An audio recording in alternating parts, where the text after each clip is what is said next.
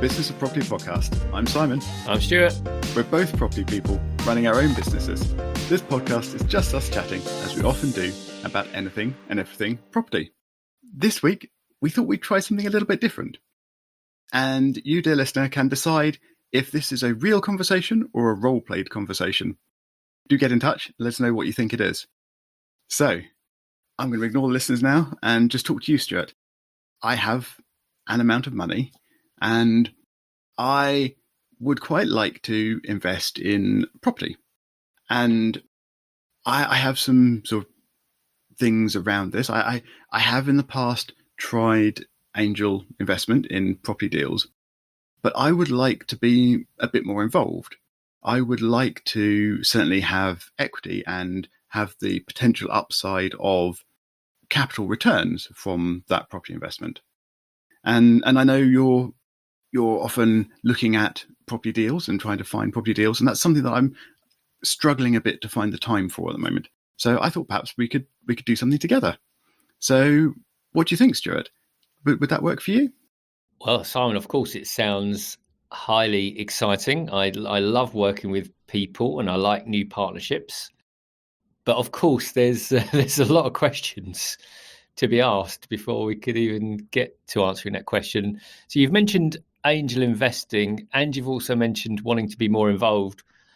What does that look like? What does that mean? So I'm time strapped. So I'm not looking for sort of turning up on site and directing builders. That's definitely beyond the involvement I would like.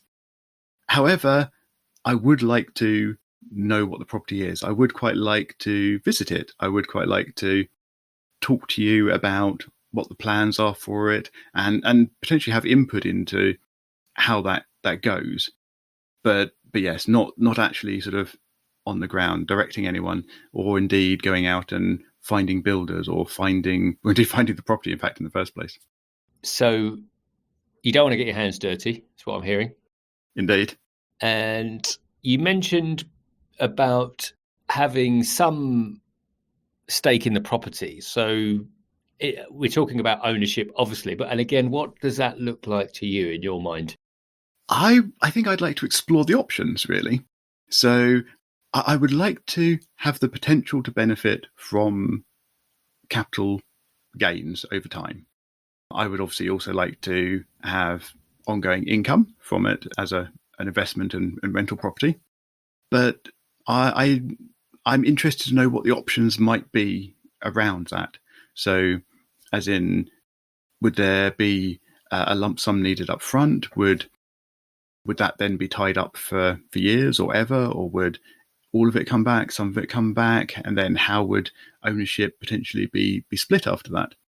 I mean, I'm thinking this would be a potential sort of joint venture type arrangement. And this is not something I've done before. So I don't really know what the options are. So what you're saying, what I've heard there is that you do want a property for longer term. The question I'm asking is to get an understanding of whether or not really you need a joint venture or whether or not you just need somebody to source a property for you and manage that. So the difference between the two is if you've got someone, and we talked about this obviously very recently, a couple of podcasts ago, about someone sourcing property, just finding a property for you, or someone that's packaging the whole thing that says, okay, I have a property and we're going to get it at this price, but we're going to add value to the property by doing X, Y, Z, and actually as a packager I can deal with all of that elements for you. Because there's a few different strands to this that in my head is that if you want a property and you want all of the benefit, 100% of the benefit, then of course you need to own that and you'd pay someone. And it's something I could look at in terms of finding a property. However, what I tend to look at are properties where I've found a property, I understand the location of the property, I know what its end rent value within a very good degree will be, around 90%. I'm 90% confident of what I think the end rental value will be, and therefore what I believe the let's just say the GDV, I'll call it GDV for simple terms, but gross development value, I think will be. And I'll get a very good approximation on terms of build costs, because I tend to do 8 out of 10 viewings with a builder. So I get a really good indication of what we're going to look at. And that there's always skeletons in the closet, as you know, that we can't understand.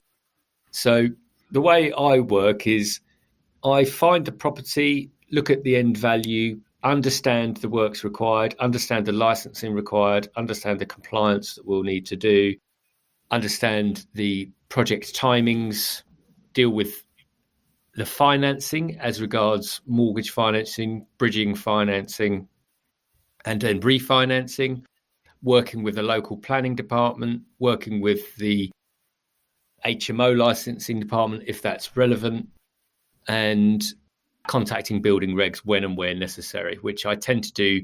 So on one property, for example, we did actually knock through a wall, and I contacted a structural engineer, actually paid him a couple of £100, only to get told by the local council that we didn't need to do that. However, I quite liked having that in writing, and it might have cost £300, but at least I have all of that in paperwork. So all of that gets managed. And obviously the key thing from an investor point of view is we work out what are the funds required to go in. So, okay, what do we need? Deposit, that's, let's say, 30% of the property price, the stamp duty, and obviously the build costs, miscellaneous fees, and furnishing, etc. And we'd need to look at those numbers explicitly. And depending on where that all comes out to, what we tend to try and work towards is that an investor in this scenario would get as much of their capital as back as possible, if not all. So just plucking numbers out of the air, let's just say you invested 60,000. 60,000 goes in. We work on the project completion, 6 to 12 months down the line. We get as much of those funds out as possible. Once those funds are returned, actually from the outset, the company will be owned in equal share, so 50-50. Once your funds are returned from the rents and the refinance, it carries on as all revenues are 50-50. So everything is then shared 50-50. So that is a very high level summary of what I think you're talking about. Yeah. So, okay, that's really interesting. So I, as potential investor, from the two scenarios you talked about, there's one where I sort of see you doing all of that work that you described and charging a fee, and I'm just buying the property, but you're doing all the work for it in exchange for a fee. And the other one is where you're doing all of that work, but we're structuring it as a partnership, and the end result is that rather than paying you a fee, I pay you with half of the value of the property, effectively. Is that kind of at a top level the sort of how it works out? Yeah, definitely. And as you're talking, it reminds me why I do that, because when I look at relationships, particularly in business, but in life, they're typically long-term relationships. There are scenarios where I could look at, inverted commas, project management, but it doesn't get me excited enough to want to do it. But of course, there could be a financial short-term need to do it. But typically when I work with a JV partner, historically, we've done more than one property, for example. So we've looked at how we could just grow a little portfolio into the business. When I say little, I mean 1, 2, 3 properties. And that's of benefit to the partner because they get all of my knowledge, which, to be frank, is worth more than just a bit of project management time, because it's taken several years to get the knowledge I need, and as importantly, the contacts to be able to do what we need to do, as well as finding those properties where we think we'll get as much of the capital out of it that we can. Okay, so owning all of the property is always appealing. However, I think that if you look at that sort of longer term, there will obviously be sort of ongoing fees with that management and things as well. Although, actually, perhaps I should approach it from the other side. if we were looking at a joint venture partnership and we were to get a property and get that all set up and rent it out, and we own a company that owns that property 50-50, the investor money, so the money that I've put in has been paid back, then we're splitting the income 50-50. But if I still want a hands-off sort of investment or little involvement, we probably have a letting agent involved, but sometimes a letting agent needs to contact a landlord, or there's licensing requirements that need renewing, or safety things that need to be checked, or whatever that needs to be escalated beyond a letting agent to a landlord. So would you still look after those? Yeah, typically that's what I've done. Again, because of all the aforementioned reasons, I have all of those relationships anyway, so it doesn't make sense to hand them over. And that is part of it. So when I think about sweat equity, it's not just on that initial term. And, hopefully we clarified up front that you were talking about a longer term. If we were talking about a 6 to 12 month flip, that wouldn't be the answer. However, on these, my acceptance is that I essentially run that business. So 90% of those queries, utilities, maintenance, tenant issues come my way, because that's how the relationships have been set up. But it's an open book policy where everything is shared transparently. And for me personally, that's where some of the value lies, because I get to share that information. Doesn't require anyone to do anything, but just the act of me sharing that information helps me personally, emotionally. Yep. Yeah, fair enough. I can understand that. Just before we started recording this morning, the first thing I started talking to you about was the fact that I've got a boiler problem in one of my properties, and a plumber problem tied into that. So yes, it's nice to share, even though in that case it was nothing to do with you. Yeah. Okay, let's dig a little bit into how the finances might work then. So I talked a little tiny bit about how sort of the ongoing stuff would work, but I missed the bit at the beginning. So say I've got, I think you said £60,000 as a potential investment. So let's say I've got £60,000 to put into a joint venture. How would the structure of that work? So we're not advising anyone. This isn't financial advice, but I think sort of the general structure would be, we'd create a limited company, we'd own half each, and I would loan the limited company that money. And between us, presumably then there'd be an extra written agreement that says that the company will pay back that loan before it starts paying out rental income to either of us. Is that correct? Am I off the mark?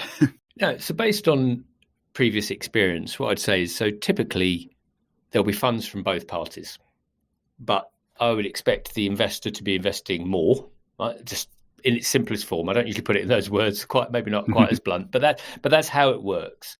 So for sake of example, I would expect the whole project to be worth 100, to be requiring an investment amount of 100,000, for example. So the investor, you would, let's say, put in 60, or more likely say 70. So it'd be a 70-30 split, where obviously the investor, in this case you, has invested 70,000 and I've invested 30,000. So obviously there's a 40,000 difference. Now, a couple of ways this can go. One would be, as much of the refinance, ideally, what we'd work towards is getting that 100,000 back out as quickly as we can. And then that way that reduces things. However, our experience tells us that that's not going to be as feasible as the marketing world might like you to believe. And, realistically, it's more likely to be 80% or, 75%. However, what we'd need to work out is an agreement of how much money comes back out. So one way of looking at it is that we just both get back to even. So if you've put in 70,000 and I put in 30,000, if we get 50,000 out of the property, you take 40,000 initially, just to bring us back to all square. So we've now invested, I hope I'm not losing people, but that means that we've both invested 30,000. So you invested 70, and then we share what's left. So from the point where our investment amounts are the same, from that point forward, everything is 50-50. If we withdraw, it's 50-50. If we put in, it's 50-50. So as soon as we're level on terms, now in that scenario, I think I just said we got 50,000 out, you got 40, so that meant we both now have 30 in. Well, of that 10, we just split that in 50-50. So we both take 5 back out. And now we've both got 25 in. That's an example. And I'm just painting that picture because you're asking the question. It doesn't always work that way because I might put in less, I might put in more, you might put in less, you might put in more. And also we need to think about, given that this is a podcast called The Business of Property, how is that business unit of that one property going to work? Because it's going to need some funds in it to cover, what we might call a prudent reserve. So for all of the things that we know and love, compliance, et cetera, moving forward, not now, but moving forward. And then once it does start making money, and my experience is that can take 12 months before we start seeing positive gains. Could take longer, could be shorter. But once that's coming in, anything else happens on an equal footing. So if you said, Stuart, I really need to take £500 out of this business for what, it doesn't matter the reason, but if I need to take £500, that's fine.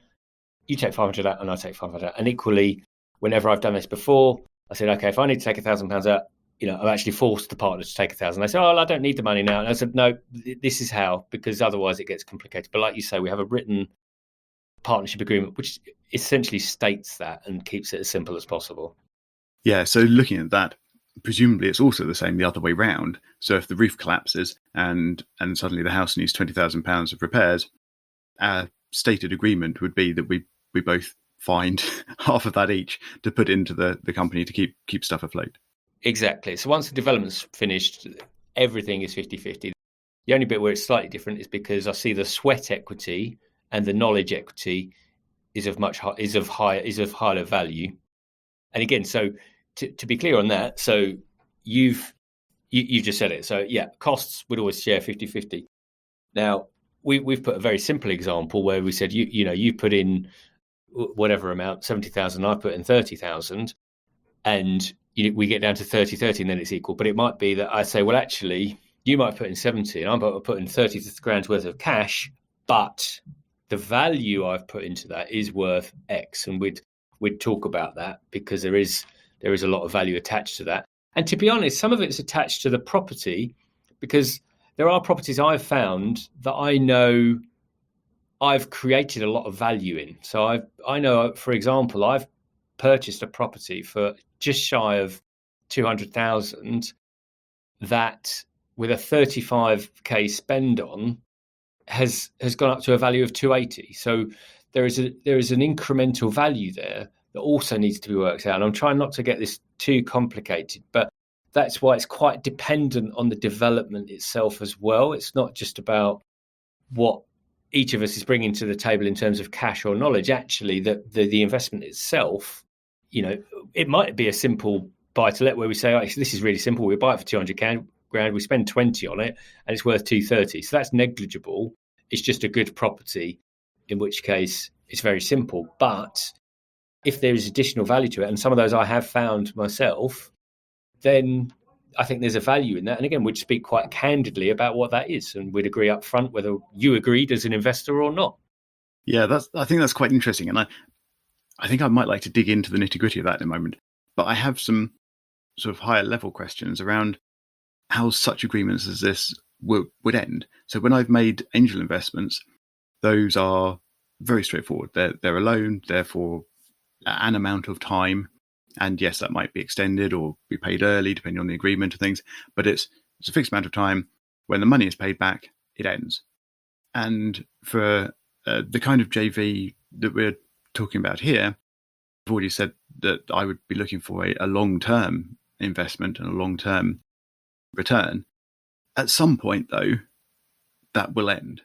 But whether it's because we want to go our separate ways, because one of us wants the money out, or something worse happens. Death. But yeah, okay. I was trying to avoid that. You can't, I'm afraid, Simon. I hate to break it to you. You cannot avoid it.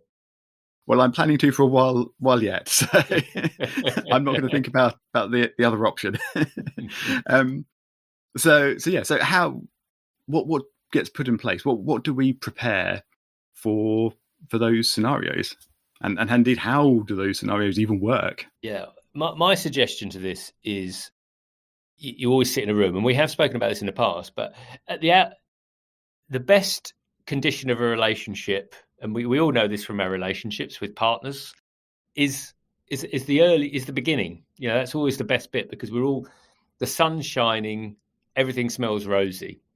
And that is why it's both the hardest but the best time to have those conversations about what happens. The first question I've got in my mind for you is, you say long term, and of course, that could mean to you, that might mean 5 years. To me, it might mean 25. So we'd have to be really clear with each other about what does long term mean to you, and what does long term. Well, I can answer that. Yeah. So for me, long term is long term. I would be happy to look at it as an open-ended arrangement, so with no time. So 25 plus years would be something that I'd be happy to explore. So yeah, how does that affect things? Well, it doesn't affect things. It just means great, because that's what we can think about. 25 years, that's perfect for me, because that is long term, and that's what I would want us to be thinking about. And then the next set of questions are those that you've identified, which is what happens if actually one day you wake up, and this has happened with an investor before, and or their children have children, and one investor.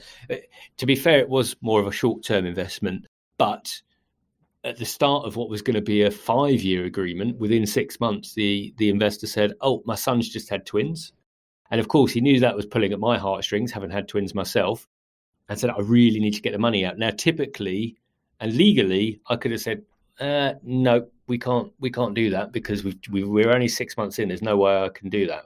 But obviously, we made it happen. But what we need to say is, okay, within that 25 years, what happens? What could happen that could force an event? So we might just fall out. We might just one day, you might wake up and just say, "Actually, I've had enough. I can't tolerate Stuart anymore."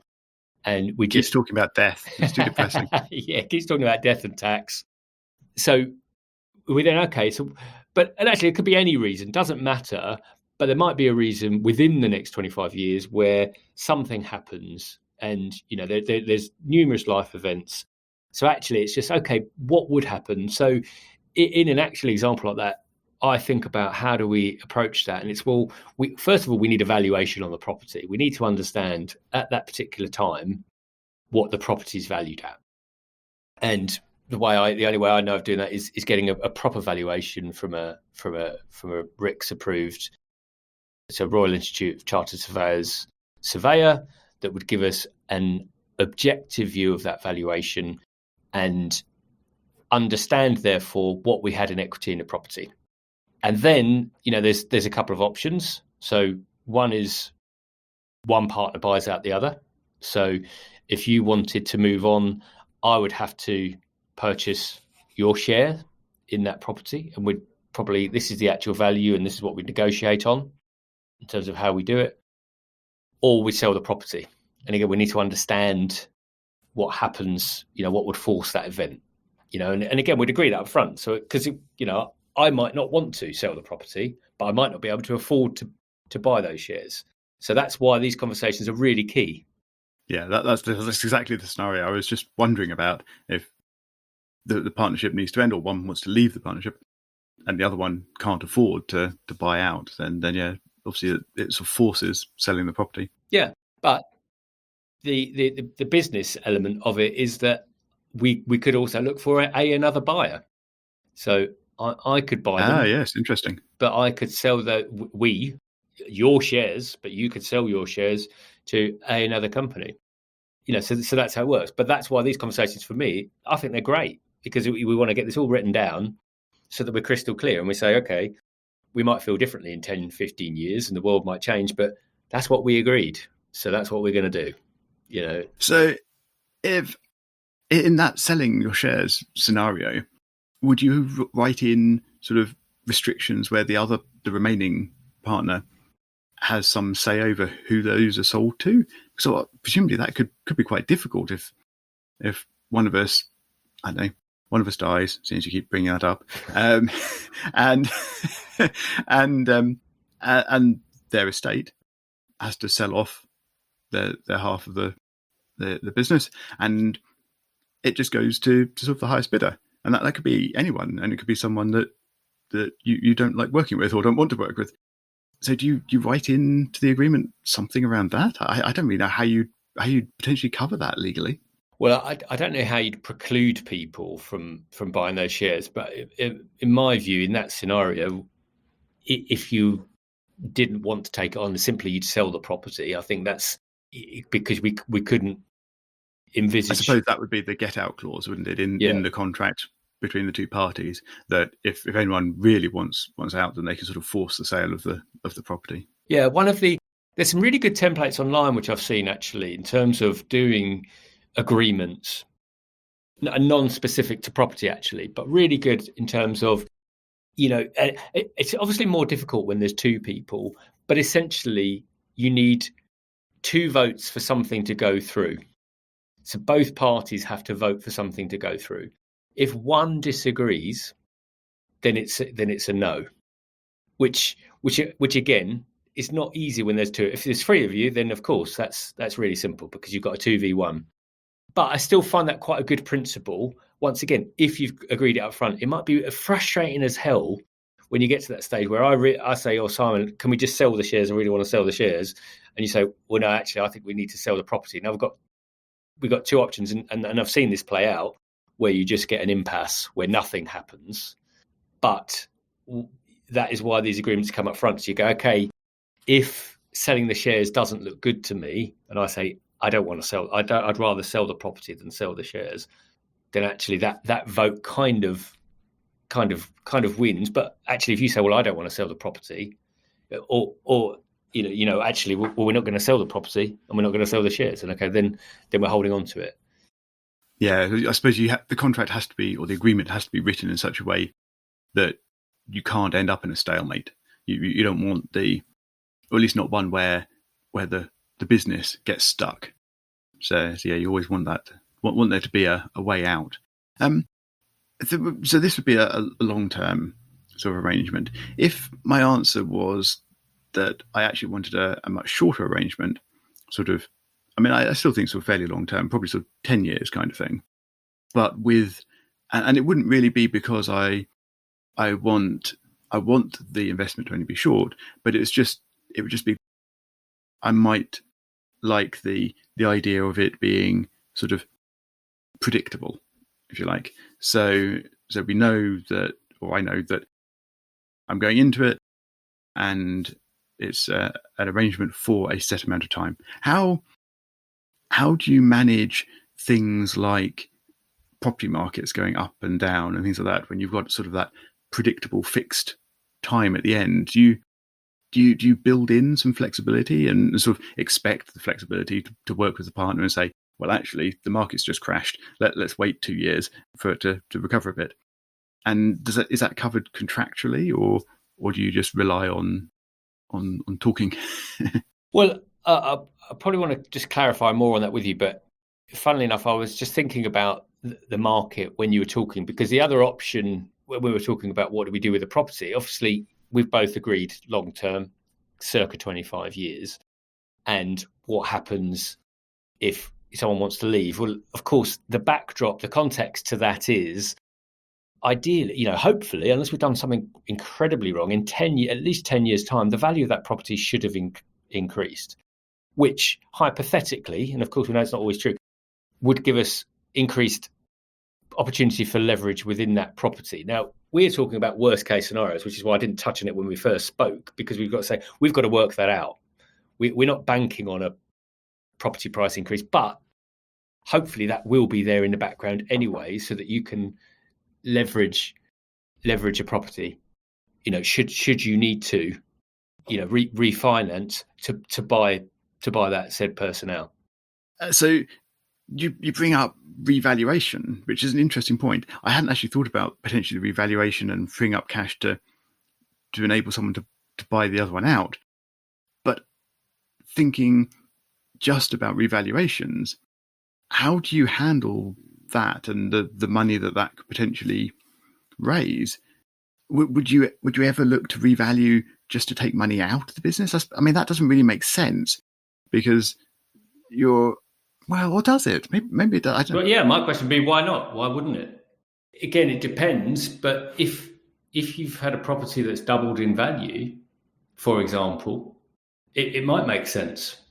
And again, if we're thinking about it as a business, which we are talking about the business of property, is ultimately we want to take something from that business that enriches our lives. And if we've made some money, and again, these are all the things that you're going to, these are all the pertinent questions you're asking that you'd want on a bit of paper at the start. Because if you say, well, actually, I don't want to ever release equity. I just want this here so that it's there for my kids. It's part of their inheritance. Fine. Well, okay, that's the conversation we need to have now, and that's brilliant. Because are you buying it in a company name? How does that work? Have you sorted out have you sorted out what that looks like?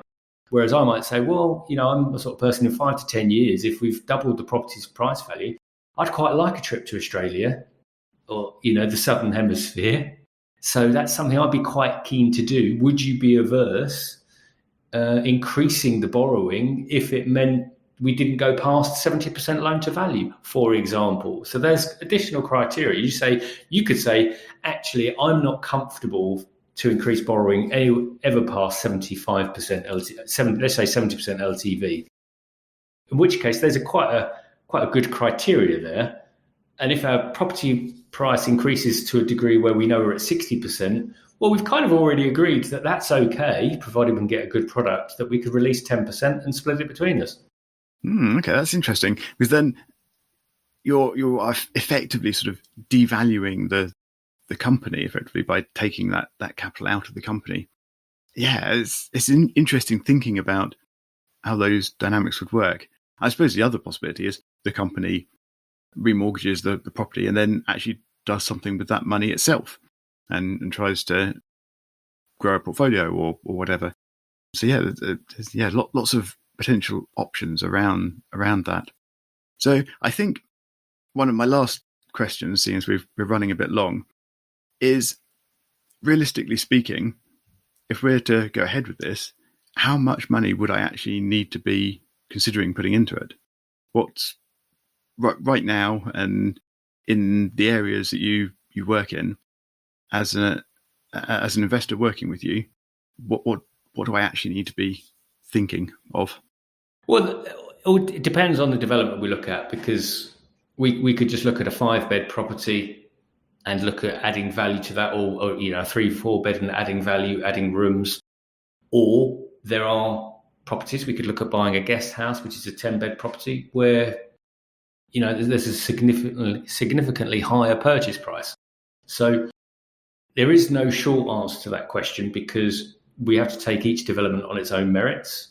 And once we've agreed that actually this is something you'd like to look at, we can find 1 or 2 properties and look at what we can do to those and look at the values attached to that. I mean, typically, I'd be very surprised if you're not looking at around the 50k mark as a general finger in the air figure.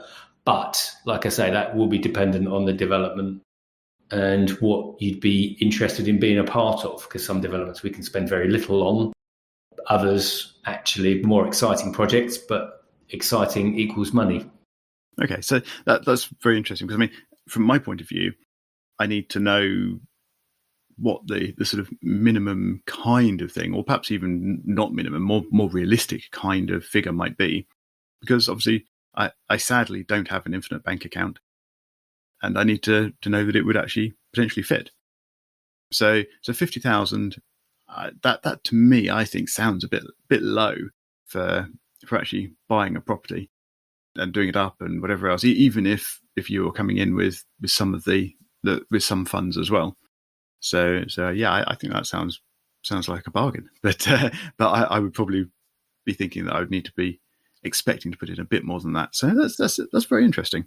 Well, that's good. You sound like my ideal investor if you're expecting to put in more. And I always, the 50k, like I say, is the bottom, probably the bottom number, and is based on purchasing HMO properties typically on an 85% loan to value. So the deposit, therefore, is lower.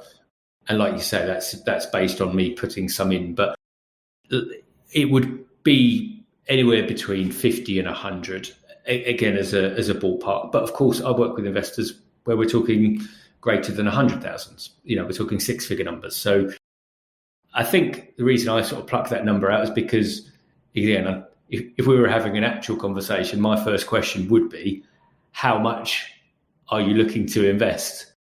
This is a real conversation. Don't spoil it.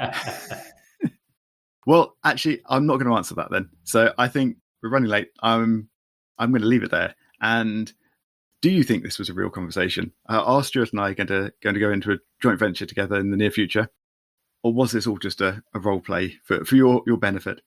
And let us know what you think of the conversation. And what do you think we should do with this potential partnership? Should we go into business together? Should we find a property to invest in together? You can reach us on Biz of Property on Twitter. That's BIZ of Property. Or the contact form on thebusinessofproperty.com, which is also where show notes are for all of our episodes. Please do get in touch. Please do pass this on to anyone else you think might be interested in hearing it. We always value your feedback, and we look forward to talking to you again next week.